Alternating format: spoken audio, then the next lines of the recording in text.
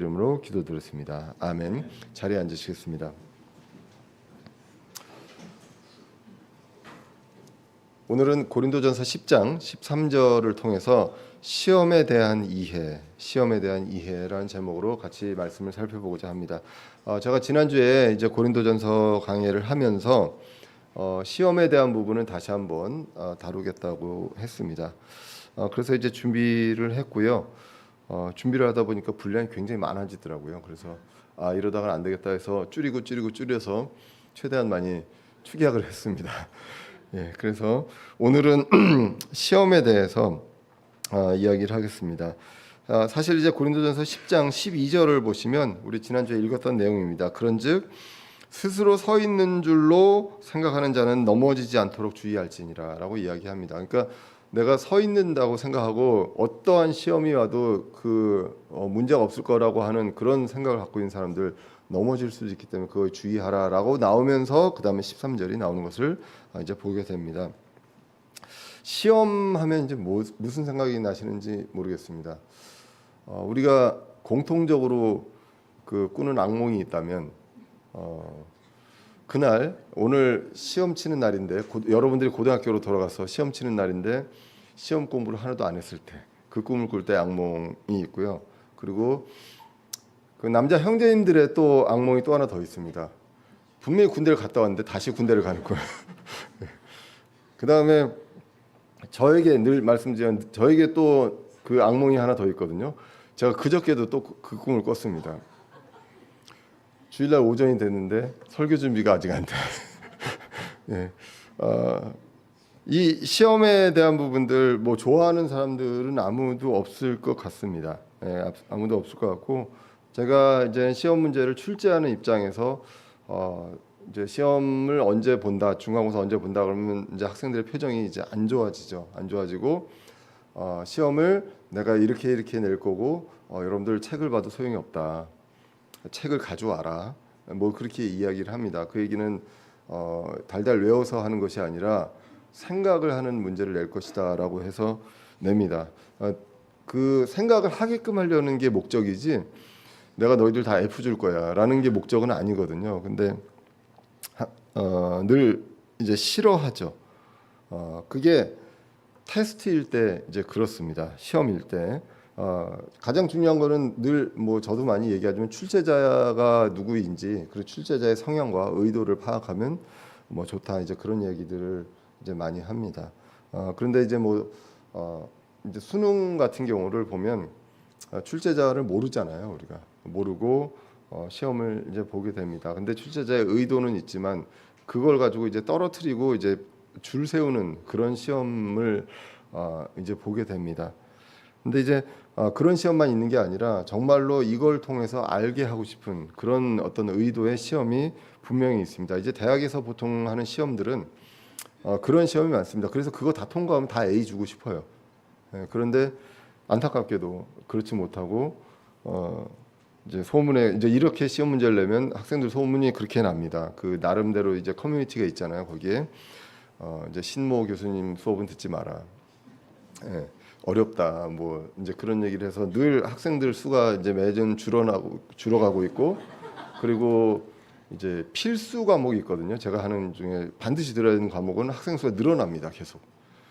그래서 수강 신청 제한 인원이 있는데 그거를 나중에 늘려야 되는 상황까지 오고 막 이제 그렇게 되면서 나는 이게 좋다고 생각을 했는데 내가 잘하는 건 아닌가 보다 이런 생각들을 이제 하게 됩니다. 이제 오늘 본문을 다시 한번 보시면 이 시험에 대해서 이렇게 이야기합니다. 시험에 대한 이해가 이제 필요하다라는 내용이고요. 고린도전서 10장 13절입니다. 사람에게는 공통적인 시험 외에는 너희가 어떤 시험도 당하지 아니하였나니 하나님은 신실하사 너희가 감당할 수 있는 것 이상으로 시험 당하는 것을 너희에게 허락하지 아니하시고 또한 그 시험과 함께 피할 길을 내사 너희가 능히 그것을 당하게 하시느니라라고 이야기합니다. 시험하면 저희는 이제 테스트를 생각을 하게 되는데 우리 킹제임스 성경에서는 시험을 템테이션 이렇게 이야기합니다. 템테이션 하면 우리가 알고 있는 가장 대표적인 의미는 유혹입니다. 유혹. 그래서 뭔가를 계속 유혹하고 미혹시키는 이런 것을 이제 시험으로 이야기를 하고 있습니다. 시험 이 템테이션에 이제 유혹의 의미가 있는 것은 사실입니다. 그런데 이제 웹스터 사전에 보면 크게 이제 두 가지로 시험을 이야기합니다. 웹스터 1828년 사전에 보시면 여러 의미가 있는데 두 가지로 나눌 수가 있는데, 첫 번째가 악한 행위를 선동하거나 권유하는 것입니다.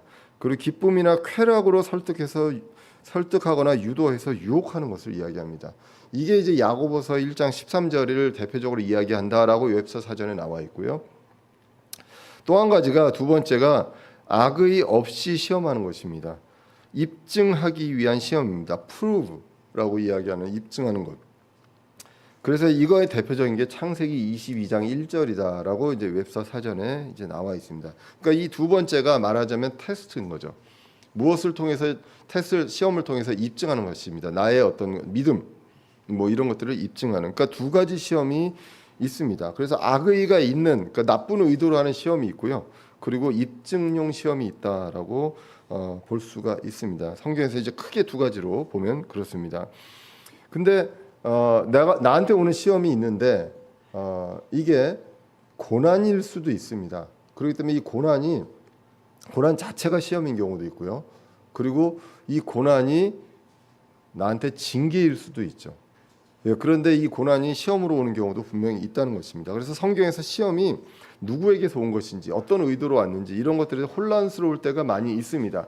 이걸 정확히 알 수 있으면 얼마나 좋겠습니까? 시험을 주시는 주체가 하나님이라면 얼마나 좋겠고, 그리고 마귀라면 어떨까, 이런 생각들을 할 수 있는데, 이런 것들을 판단하는 데 있어서 사람은 모두 다 주관적이라는 것이죠. 나만 주관적인 게 아니라 다른 사람들도 주관적입니다. 그래서 누구로부터 온 것인가, 왜 오는 것인가, 이거를 알고 싶지만 사실 모든 것에 정답을 내리기는 어렵다는 것이죠. 하나님의 뜻을 완전히 알 수도 없고 완전히 구분할 수도 없습니다. 우리가 성경을 통해서 유추하고 객관적으로 이 부분들에 대해서 우리가 해석하고 받아들일 수 있지만, 모든 하나님의 뜻을 성경으로 다 알 수 있느냐? 그렇지는 않죠. 그렇기 때문에 이런 시험에 대한 부분들에 있어서 늘 혼란스럽습니다. 그래도 우리가 성경 기록과 사례를 통해서 어느 정도는 시험에 대해서 우리가 이해를 할 필요가 있습니다. 우리가 이해할 수 있는 영역까지는 이해하는 것이 이제 필요하다. 그래서 우리가 웹스터 사전이나 그리고 성경의 전체 내용, 이 사례들을 크게 보면 두 가지가 있습니다. 그래서 악한 의도로 하는 시험이 있고 입증용 시험이 있다. 그래서 먼저 악한 의도로 하는 시험을 보면 성경은 이 시험을 마귀가 하는 시험이라고 합니다. 이제 마귀가 이제 우리에게 주는 시험입니다. 이것에 대해서 이제 야고보서 1장 13절에서 이렇게 이야기합니다. 아무도 자기가 시험을 받을 때 내가 하나님께 시험을 받는다 하지 말라. 하나님께서는 악으로 시험을 받지도 아니하시고 친히 아무도 시험하지 아니하시느니라. 그러니까 하나님 자체도 어떤 악한 의도로 시험 받지 않고, 그리고 그러한 것들로 시험을 하시는 분이 아니다라고 이야기를 하고 있습니다.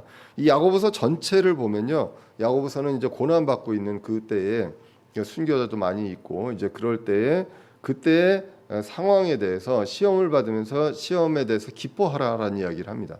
그러면서 이제 쭉 나오는 내용이 이제 이런 내용들이 나오게 되고요.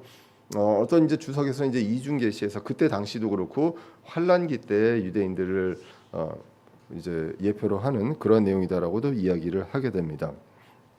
그래서 악한 의도로 하는 마귀의 시험은 결국 목적이 뭘까요? 하나님과 멀어지게 하는 것입니다. 그리고 시선을 내가 하나님을 향하고 있을 때 다른 곳을 향하게 하는 그러한 쪽으로 가게 됩니다. 이 다른 곳이 무엇이냐? 세상으로 가게 하는 것이죠. 달콤한 유혹을 할 때도 있습니다. 그리고 고난을 줄 때도 있습니다. 예수님의 사례 보면 마태복음 4장 1절에서 11절에 보면 광야에서 어떻습니까? 돌을 가지고 빵을 만들어라 라고도 하고, 그리고 세상의 모든 것들을 보고 이 권세 내가 너한테 줄게 이렇게도 이야기하고, 이런 식으로 달콤한 유혹도 있습니다. 그리고 아담도 창세기 3장 6절에서 이제 그러한 어떤 시험을 받게 됩니다. 이것은 이제 유혹이라고 볼 수 있는 템테이션, 서 유혹의 의미를 이제 볼 수가 있습니다. 그래서 이 예수님도 그렇고 아담도 그렇고 그리고 우리도 그렇고 마귀가 주는 어떤 유혹적인 측면, 달콤한 유혹적인 측면에서 어떤 것들이 있냐면 요한일서 2장 16절에서 이야기합니다. 세상에 있는 것들이 있는데 즉 육신의 정욕과 안목의 정욕과 인생의 자랑은 아버지에게서 나지 않냐고 세상에서 나니라. 이런 것들로 합니다.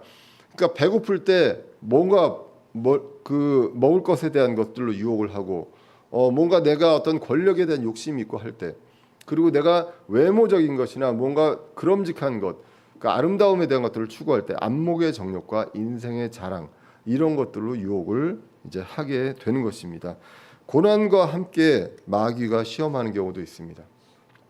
요한계시록에 보시면 2장 10절에 이렇게 기록합니다. 서머나 교회에게 한 내용입니다. 내가 장차 당할 그것들의 어떤 것도 두려워하지 말라. 보라, 마귀가 너희 중에서 몇 사람을 감옥에 던져 넣어 너희를 시험하리니 너희가 열흘 동안 환난을 당하리라. 너는 죽기까지 신실하라. 그리하면 내가 생명의 관을 내게 주리라라고 기록합니다. 마귀가 시험을 합니다. 환난을 주는 시험도 있습니다. 베드로전서 1장 6절에는 이렇게 기록합니다. 지금은 비록 지금은 필요가 있어 너희가 여러 가지 시험으로 인해 잠시 근심하고 있지만, 시험이 근심을 하게 합니다. 그런데 그 구원, 건지심입니다. 이 구원을 크게 이제 기뻐하니라고 나오게 됩니다. 그래서 이러한 시험들이 있습니다. 내가 잘했을 때 고난으로 마귀는 시험할 수도 있고요. 그리고 내가 세상에 관심 있고 이렇게 할 때 유혹으로 시험할 수도 있습니다. 이러한 유혹에 대한 시험에 대해서 이제 야고보서 아까 1장 13절 다음 구절에 14절에 이렇게 기록합니다. 오직 모든 사람이 자기 자신의 욕심에 이끌려 유혹을 받을 때 시험을 받나니. 그러니까 유혹으로 하는 시험, 이거는 내 욕심이 있을 때 그렇습니다. 그런즉 욕심이 잉태하면 죄를 낳고 죄가 완료되면 사망을 낳느니라라고 성경이 이제 기록을 하고 있습니다. 그리고 하나님을 잘 믿을 때, 그리고 건강한 교회에 그럼 시험이 없느냐? 고난을 가지고, 핍박을 가지고 시험을 하게 됩니다. 베드로전서 아까 읽었듯이 1장 6절에 여러 가지 시험이 있습니다. 하나님과 함께하는 것, 이것을 힘들게 하기 위해서, 그렇게 하기 위해서 하는 핍박과 이런 거에 대한 시험도 있다는 것입니다. 아까 계시록 2장 10절도 이어갔습니다. 마귀에게 위협이 될 때, 그때 이제 그리고 그 시험을 하는 경우도 있습니다. 건강한 교회가 있을 때, 그 건강한 교회에 그럼 마귀 시험이 없느냐? 있을 수 있다는 것이죠.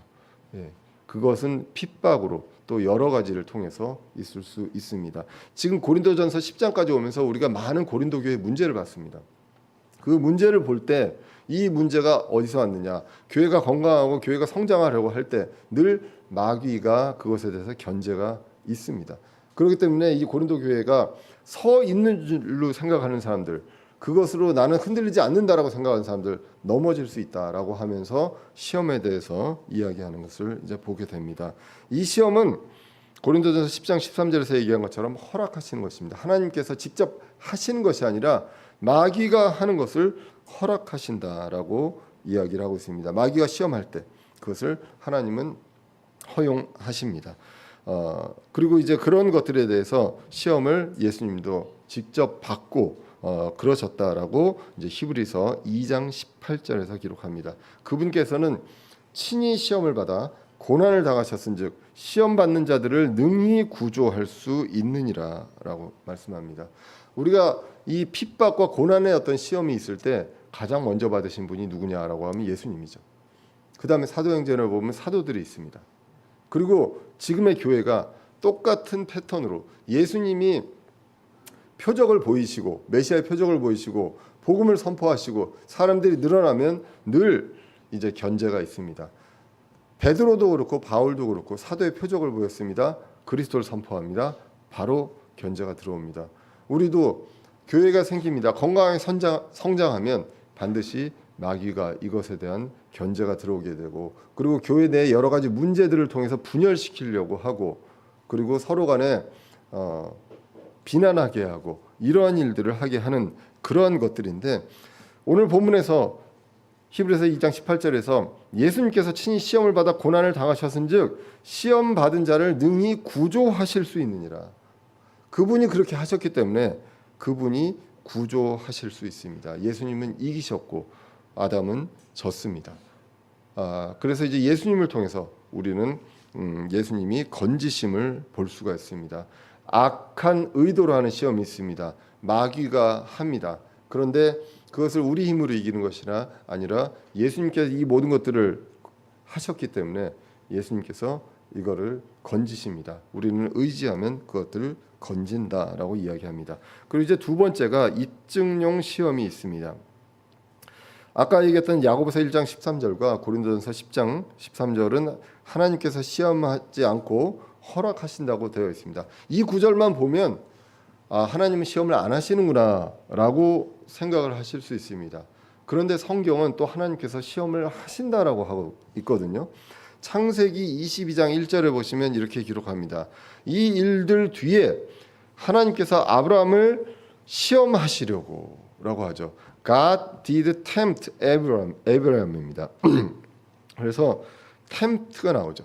temptation의 이제 동사입니다. 그래서 그에게 이르시되 아브라함아 하시니 그가 이르되 보소서 내가 여기 있나이다 하매라고 이야기합니다. 그래서 아브라함을 부르시는데 뭐 하려고 부르시냐면 시험하시려고 불렀다라는 것으로 이제 오늘 창세기 22장 1절이 이야기를 합니다. 그래서 아브라함에게 이삭을 번제 헌물로 드리라는 그 시험을 하려고 합니다. 이 시험의 목적이 무엇입니까? 아브라함의 믿음을 입증하기 위함입니다.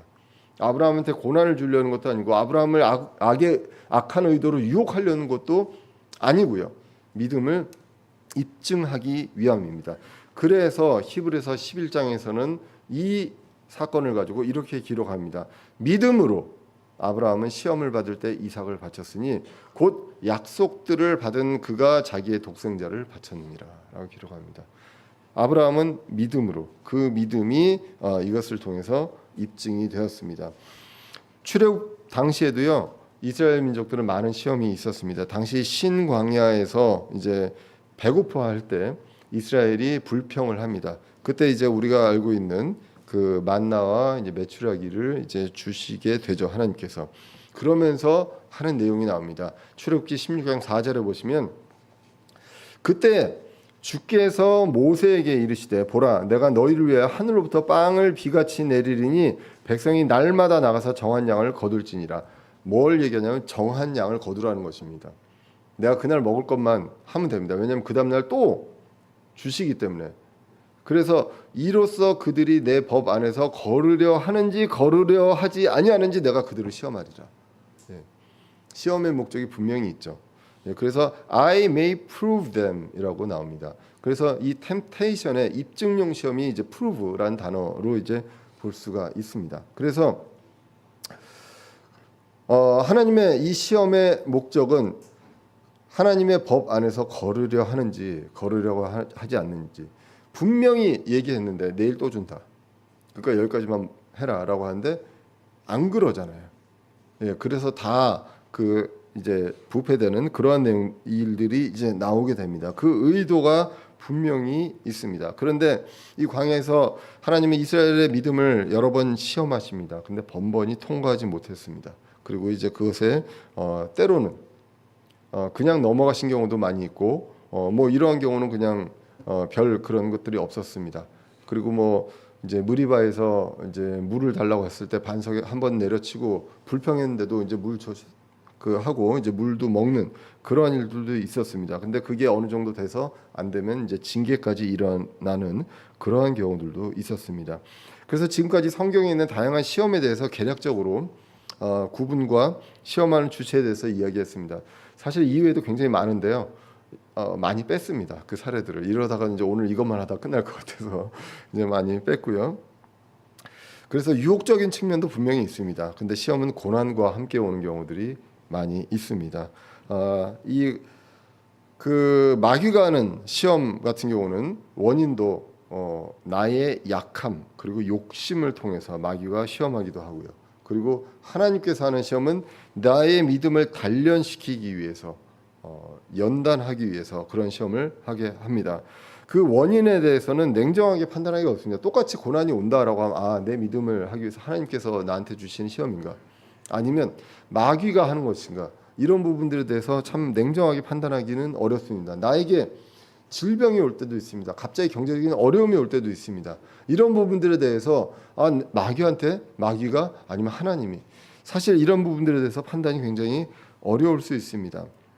근데 나 자신을 돌아볼 때 과연 객관적으로 내 문제를 볼 수 있느냐, 그리고 다른 사람은 또 객관적으로 볼 수 있느냐, 그러기 어렵다는 것입니다. 대표적인 사례가 욥의 사례가 있죠. 욥이 있을 때 친구들이 와가지고, 물론 처음에 위로도 합니다. 같이 막 슬퍼하거든요. 그러면서 염장 지르잖아요. 예. 본인도 잘 모르면서 그러잖아요.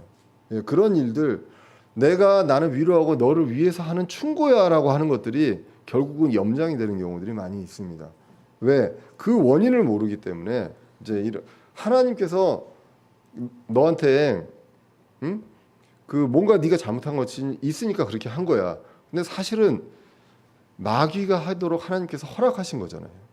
근데 그런 부분들에 대해서, 그래서 우리가 그런 부분들에 판단할 때는 좀 조심할 필요가 있고, 우리가 만약 상대편이 그렇다, 어떤 우리 지체들이 그렇다 그러면 우리는 그것들에 대해서 위로하는 것들이 필요하다는 것을 우리가 욥기를 통해서 이제 볼 수가 있습니다.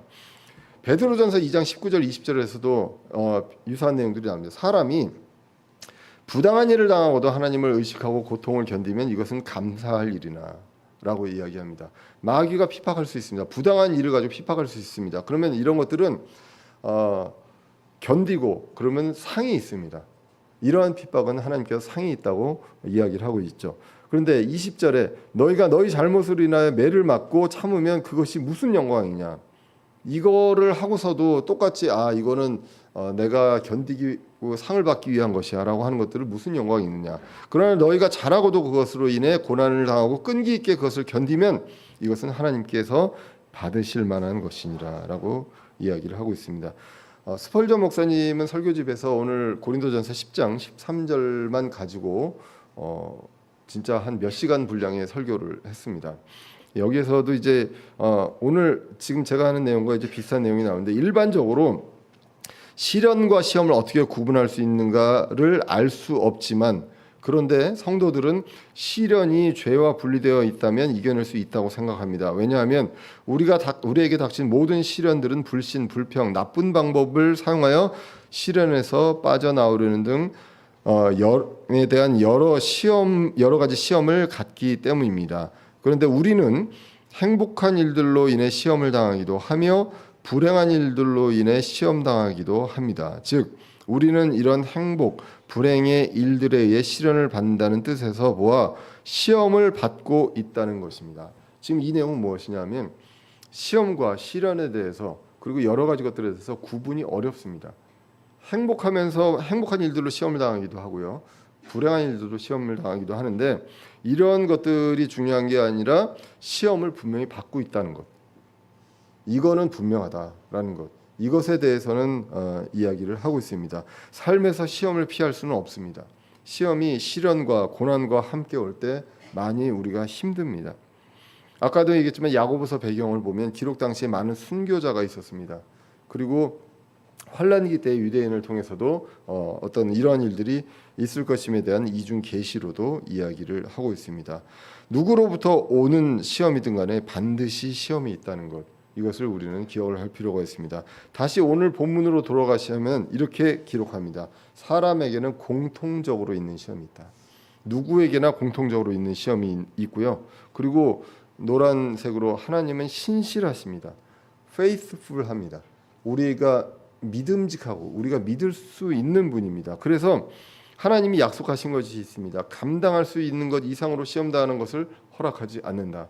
욥에게도 마귀가 하려고 할 때 그때의 생명만은 건드리지 말라, 분명하게 허락하는데 그 선이 있습니다. 그렇고 그 시험과 함께 피할 길을 내사 감당하게 하시느니라라고 이제 기록을 하고 있습니다. 그래서 오늘 본문을 통해서 세 가지를 볼 수 있습니다. 공통적으로 시험을 당한다는 것, 모두가 당한다는 것입니다. 아무도 안 당하는 사람이 없다는 것이고요. 감당할 수 있는 시험으로 허락하신다. 하나님께서 이것은 신실하게 믿음직한 하나님께서 약속하신 내용입니다. 그리고 세 번째로 피할 길을 주심으로써 감당하게 하신다는 것입니다. 스펄전 목사님은 이렇게 이야기했습니다. 시련의 상태에 있을 때에도 사람이 감당할 시험 외에는 여러분에게 임하지 않았을 것입니다. 다른 사람들도 극복했던 그런 시험입니다라는 것이죠. 다른 사람들이 얘기만 안 했을 뿐이지 그런 극복할 수 있었던 시험입니다. 이것이 위로가 되는 것입니다. 그래서 시험은 두 가지가 있고 두 가지 주체가 있을 수 있습니다. 거의 목적이 다릅니다. 근데 이것들에 대해서 불분명합니다. 그런데 시험은 반드시 있다. 그래서 공통적으로 누구에게나 있고, 그리고 감당할 수 있는 시험으로 허락하셨고, 그리고 피할 길을 주신다라고 이야기를 했습니다. 그러면 우리에게 모두가 다 시험이 있다는 것, 이거는 자명한 사실입니다. 그러면 이제 우리는 어떻게 해야 하겠습니까? 시험을 맞이하는 우리의 자세가 있습니다. 우리는 어떠한 자세로 시험을 맞이할 것인가를 한번 성경을 통해서 살펴볼 필요가 있습니다. 첫 번째가 기뻐하라라고 이야기합니다. 왜냐하면 이것은 누가 하든 간에, 마귀가 하든 뭘 하든 간에 그 시험 이후에는 보상이 있고, 이것을 통해서 마귀는 그 목적으로 하진 않았지만요, 똑같이 단련이 됩니다. 그래서 야고보서 1장 2절 3절에서 이렇게 기록합니다. 내 형제들아, 너희가 여러 가지 시험, 한 가지가 여러 가지 시험에 빠질 때 그것을 몇 가지만이 아니라 다 기쁨으로 여기라. 너희의 믿음의 단련이 인내를 이루는 줄 너희가 아느니라 라고 기록합니다. 여러 가지 시험이 있을 때 다 기쁨으로 여기, 이걸 어떻게 우리가 이게 그 정답이에요. 근데 일단 시험이 있고 고난이 있으면 슬프잖아요. 왜 하나님 왜 저에게? 라고 얘기합니다. 그런 것들에 있어서 우리 인간적으로, 감정적으로 그런 마음이 들 수가 있잖아요. 그럴 때 우리는 마음을 고쳐먹고, 이걸 통해서 우리는 기뻐해야 하는구나. 왜? 이 다음에 보상이 있구나. 그리고 이 다음에 나의 성장한 모습이 있구나 라는 것들을 기대할 수 있습니다. 하나님은 신실하시기 때문에 그렇게 해주신다라고 약속하셨습니다. 그래서 기쁨으로 여기고 우리의 믿음의 단련이 된다라고 합니다. 시편 26편 2절입니다. 오 주여, 나를 살피시고 시험하시며 내 속 중심과 마음을 단련하소서라고 이야기합니다. 하나님이 시험하신다, 하나님께서 시험하신다라는 내용을 이야기하고 있습니다. 시편 66편 10절입니다. 오 하나님이여, 주께서 우리를 시험하실 때 은을 재련하는 것 같이 우리를 단련하셨나이다. 시험을 통해서 은을 재련하시듯이 우리를 단련하셨다라고 기록합니다. 다시 한번 베드로전서 1장 6절을 읽겠습니다. 비록 지금은 필요가 있어서 너희가 여러 가지 시험으로 인해 잠시 근심하고 있지만 그 구원을 크게 기뻐하나니, 7절이 어떻게 됩니까? 이것은 너희의 믿음의 단련이 불로 단련해도 없어지는 금을 단련하는 것보다 훨씬 더 귀하여 예수 그리스도께서 나타나실 때 칭찬과 존귀와 영광으로 드러나게 하려 하심이라 라고 기록합니다. 이러한 약속이 분명하게 있습니다. 그래서 야고보서 1장 12절에서는 시험을 견디는 자가 복이 있다라고 이야기합니다. 시험을 견디는 자는 복이 있나니 그가 단련을 받은 뒤에 주께서 자신을 사랑하는 자들에게 약속하신 생명의 관, 마제스트 성경에서 생명의 왕관이라고 합니다. 왕관, 크라운을 받으리라라고 이제 기록을 하고 있습니다. 로마서 5장에서는 어떻게 기록합니까? 그리할 뿐 아니라 우리가 환난도 기뻐하나니, 환난은 인내를, 인내는 체험을, 체험은 소망을 이루는 줄 우리가 아노라라고 기록합니다. 시험을 통해서 환난이 올 수 있습니다. 이때 환난 중에 우리는 기뻐합니다. 왜? 환난이 인내를 낳습니다. 그리고 인내가 체험을, 그리고 체험이 소망을 이루는 줄 우리가 알기 때문입니다. 그래서 시험이 있으면 우리가 기뻐해야 합니다. 그리고 두 번째, 시험을 이해하라는 것입니다. 오늘 제목하고도 같습니다. 목적이 있다는 것입니다. 시험의 목적이 있음을 보게 됩니다. 그래서 이제 어떻게 이야기를 하고 있느냐? 시편 119편 67절에 보시면 고난 당하기 전에는 내가 길을 잃었사오나 이제는 주의 말씀을 지키고 있나이다. 우리가 시험이 있고 고난 당하기 전에 어떻습니까? 길을 잃는 경우가 있습니다. 그리고 세상의 눈을 돌리는 경우가 있습니다. 그럴 때 이제는 고난 이후에 어떻게 됩니까? 주의 말씀을 지키고 있습니다. 이제는 시선이 다시 이 시련을 통해서 그리고 시험을 통해서 이제는 이 시선이 다시 하나님께로 오는 그러한 일들이 있습니다. 비록 마귀가 이걸 하더라도 우리는 이걸 통해서 마귀를 보는 것이 아니라 하나님을 바라보게 되고 말씀을 붙들게 됩니다. 그렇게 되기 때문에 그것을 통해서 나의 연약함과 욕심과 세상의 정욕을 통해서 마귀가 유혹을 했던 이것을 통해서 우리는 하나님을 바라보게 된다라고 기록을 하고 있습니다. 시편 119편 71편입니다. 고난 당한 것이 내게 유익하오니 이로써 내가 주의 법규들을 배우게 되었나이다. 고난을 당함으로 인해서 우리가 말씀을 가까이 하고 이 말씀을 우리가 붙들고 세상의 관심에서 주님을 향해 하고 말씀을 가까이 하게 됩니다. 그렇게 되면서 우리는 더욱더 단단하게 단련되고 성숙하게 된다는 것입니다. 말씀을 가까이 하게 되면 성숙하게 되고 그리고 예수님처럼 남을 위로할 수 있습니다. 내가 당한 그 고난과 그것을 거기서 이긴 후에 이제 다른 사람을 이제 위로할 수 있는 그런 성숙함이 있게 됩니다. 그렇기 때문에 베드로전서 2장 2절에서는 말씀을 통해서 우리가 성장한다고 합니다. 새로 태어난 아기들로서 말씀의 순수한 젖을 사모하라. 이것은 너희가 그 젖으로 말미암아 성장하게 하려 함이라라고 기록을 합니다. 감당할 만한 시험이 있고요. 시험을 허락하시고 피할 길을 주시기 때문에 이것을 통해서 단련하게 됩니다. 그래서 야고보서 1장 3절에 너희의 믿음의 단련이 인내를 이루는 줄 너희가 아느니라라고 기록을 하고 있습니다. 그리고 시험을 이제 닥쳤을 때 기뻐하고요. 그리고 그 목적, 그 후에 있는 것들을 이제 기억을 하게 됩니다. 그리고 세 번째로 하나님께 지혜를 구하라는 것입니다. 주님을 의지하라고 이야기를 하고 있습니다. 이 야고보서 1장에서 계속 2절에서 시험을 기뻐하라. 그리고 이렇게 나오고요. 그 다음에 5절에서 바로 이렇게 나옵니다. 너희 중에 어떤 사람이 지혜가 부족하거든 모든 사람에게 너그러이 주시고 꾸짖지 아니하시는 하나님께 구하라. 그리하면 그것을 그에게 주시리라 라고 기록을 합니다.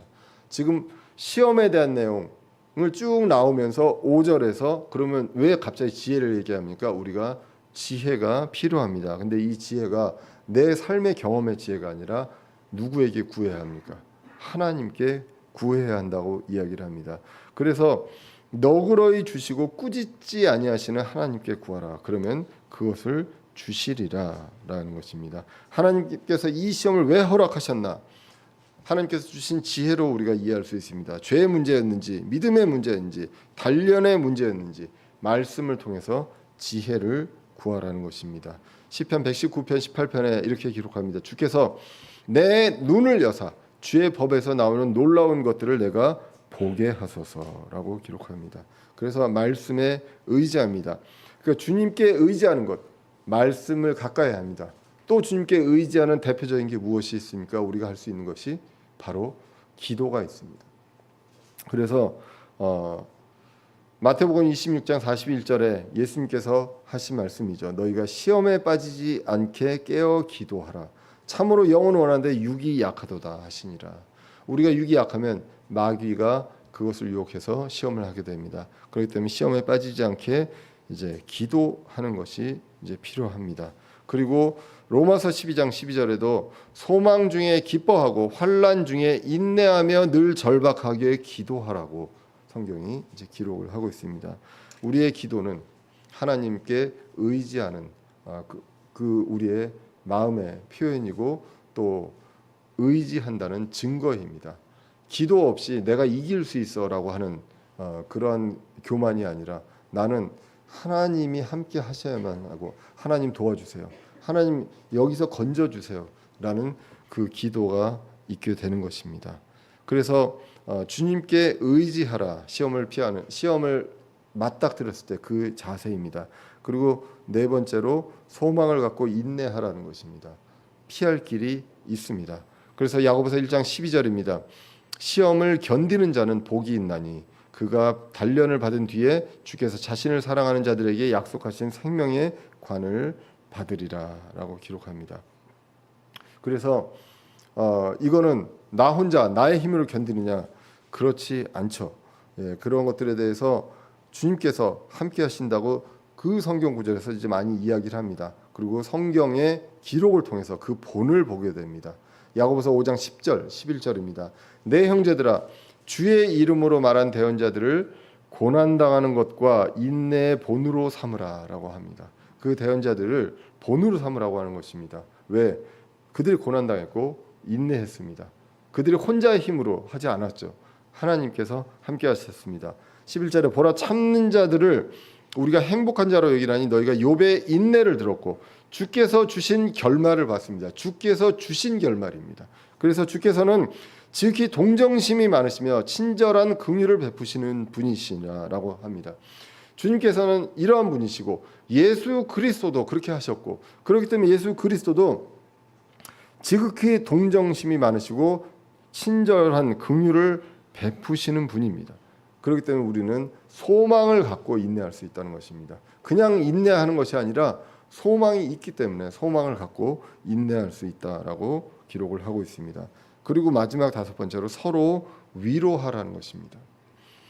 예수님께서도 아까 히브리서 2장 18절에서처럼 예수님께서도 친히 시험으로 고난을 받으셨고요. 그렇기 때문에 시험 받는 자를 건지실 수 있다고 이야기했습니다. 그런 것들처럼 우리도 이제는 주님 안에서, 주 안에서 우리 지체된 그리스도의 몸된 저와 여러분들이 서로 간에 위로할 수 있습니다.